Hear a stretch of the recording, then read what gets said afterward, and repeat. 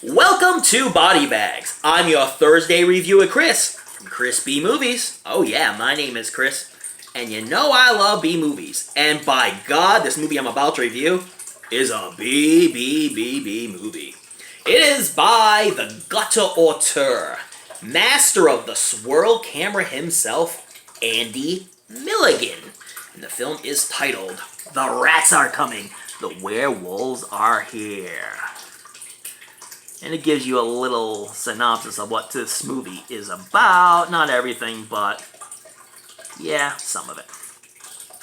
Okay, so let's start off with the Moonies. Alright, so the patriarch, and they call him Papa, is very well off. He's been a scientist for many years, and he owns this big, huge Victorian mansion in England, which is actually owned by Andy Milligan himself. Beautiful, beautiful, beautiful, beautiful mansion. So he has his kids living with him. His adult kids all live with him. It's not really explained as to why and how, but you kind of figure it out once you get through the context of the film. So he decides that, well, his two smartest kids, one of them is Mortimer. I'll make you my financial guy. You'll take care of all the financial issues of the family. And my other smart kid, and trust me, these are the two smartest ones, Diana, I'm going to send to medical school in Scotland. Apparently, they have the best medical school in the world there for teaching people how to deal with Papa's experiments. So he sends her there so she can come back and help Papa with his experiments. And through the course of the film, you find out what these experiments are. They have to do with developing a serum for anti-aging so that his family can be immortal and live forever. And one to deal with the family's history of lycanthropy, which you will find out within the context of the film. So when Diana comes back to the mansion, come to find out she's married. And this is a big surprise to everybody. And the only one who's really accepting of it is Mortimer. The rest of the family are totally not accepting about this. It's like, why are you married? You were not supposed to meet a husband. You're supposed to get an education and come back and help Papa with his experiments. And she was like, yeah, but I fell in love. I'm really in love. And so her husband, Gerald, played very woodenly. Yeah, really, man, he has, no. He's very flat. He has no personality.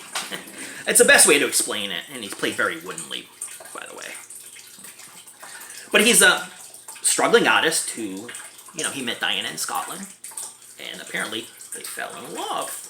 You're going to find out with a little ruse Diane pulled on Gerald, though, because, I think it's really easy to pull a ruse over someone like Gerald. And if you ever get to see this movie, which maybe 10% of you will, the others won't, you'll know what I'm getting at here.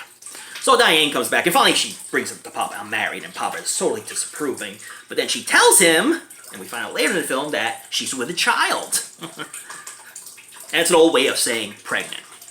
So then Papa kind of brightens up and wants to meet Gerald, and the whole thing concerning that is that maybe we can stop the lycanthropy in the lineage of the Mooney family by having a normal child and giving you the right serum to make sure this child comes out absolutely normal, will not turn into a werewolf at midnight like the rest of us. Oh, did I give a lot away?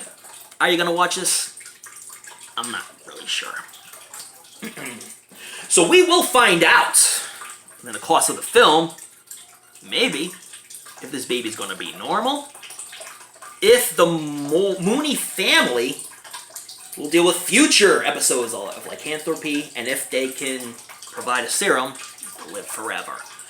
This is the best way I can possibly describe this film. I'm going to go with some of the characters in this film, because there's a lot of really weird, goofy characters. Phoebe is the oldest, and it's insinuated she's in her early 40s, but she looks like she's 60 and 70. And she is the oldest sibling.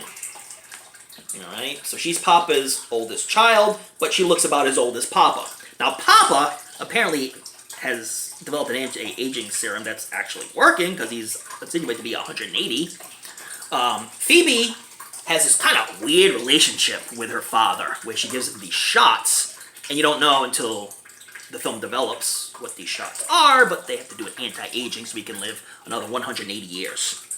Mortimer, like I say, the most mature of the entire family, other than the youngest, Diana. And he's the businessman, he handles all the finances, and you can see why, because he's kind of bright. Monica, oh, there's a Monica and Phoebe here. Huh. They may not be just family, they may be friends. Phoebe is kind of like, supposedly Papa's favorite, and, you know, Papa loves her like he loves any of his other kids, but, she's a psychopath. She buys mouses and little animals and kills them for fun. She killed her friend Rebecca, who was real simple-minded, and you could tell had some type of developmental disability. The only way anybody could ever be friends with Monica, because Monica's a real psychopath.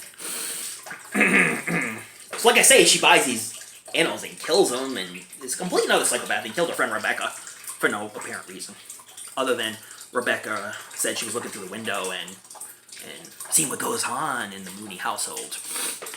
So yeah, she got killed very violently. But she's a psychopath and feels that, you know, Papa loves her the best, and very entitled and very immature, and keeps being told by Phoebe, her older sister, who looks old enough to be her grandmother, "Go to your room." And she's like a big child. And then there is Malcolm, who was born with profound developmental disabilities. He can't talk, he growls, and he's very animalistic. And to keep him locked up in a room with a pet rabbit who he just holds and caresses, and a bunch of chickens who are just flopping around all over the place. Very strange character. In the beginning, a bunch of guys attacked him and burnt him, and apparently it had no effect on him because they just, you know, kind of wiped it off, all the ash off, and I'm like, alright, you're okay.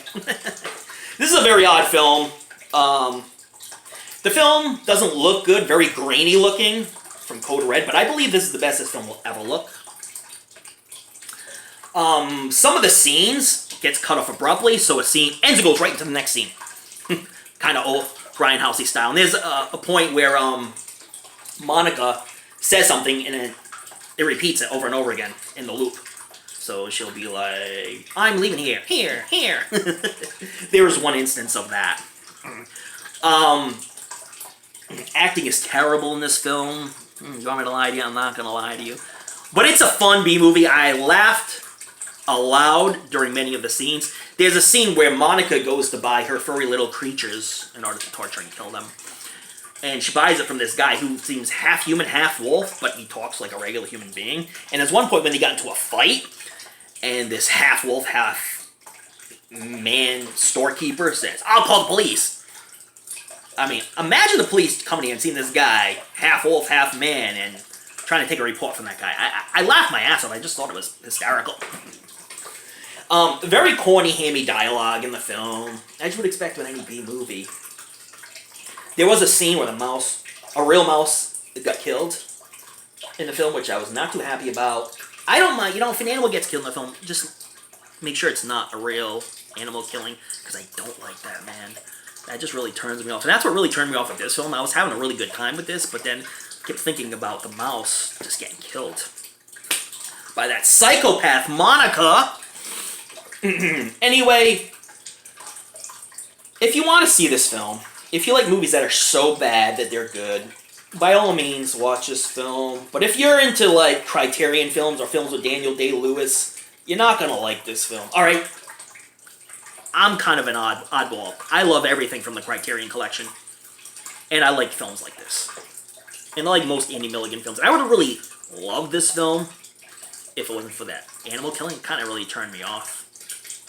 And to me, this is, believe it or not, his most well-known film. But I would suggest reading the Jimmy McDonough book on Andy Milligan before you watch any of his films, because you get more of an appreciation for Andy Milligan himself from Jimmy McDonough's book. So I would suggest reading Jimmy McDonough's book, The Ghastly World of Andy Milligan, I believe it's called. It's kind of expensive, but I would read the book, or go on Wikipedia and read about Andy Milligan before watching any of his films. You might get more appreciation for the world of Andy Milligan. And I'm devoting a lot of these reviews to Andy Milligan films, so I'll be doing more Andy Milligan films as we go on. Okay? Anyways, guys, thank you so much for watching. Please subscribe to Body Bags. It's an amazing channel. Amazing reviewers every day. And just remember to to watch those late night horror movies. Read up on your latest fright mags. But don't forget to tune in to another episode of Body Bags. Thank you so much for watching. And again, check out more reviews from the awesome reviewers here on Body Bags. Check you later, dudes.